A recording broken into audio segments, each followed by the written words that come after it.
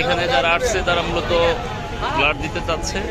তো আসলে বাংলাদেশে এখনও মানবতা বেঁচে আছে এবং অনেক মানুষ ব্লাড দেওয়ার জন্য, স্বেচ্ছায় রক্ত দেওয়ার জন্য এখানে এসে করতেছে এবং তারা চাচ্ছে যেন তাদের ব্লাডটা নেওয়া হয় এবং রোগীদের জন্য ব্লাড দিয়ে তাদের কিছুটা হলেও সহায়তা করতে পারে।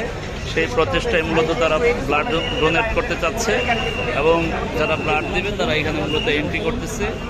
তো আসলে সবাই যার যার অবস্থান থেকে এই দুর্ঘটনাকে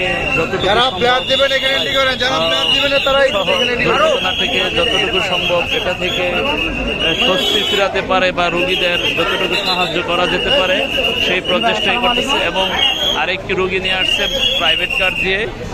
তো এটা ব্যক্তিগত প্রাইভেট কার দিয়ে আরেকটি রোগী নিয়ে আসছে, হয়তো অ্যাম্বুলেন্সের ক্রাইসিস ছিল। তো এটা যদি আমরা দেখি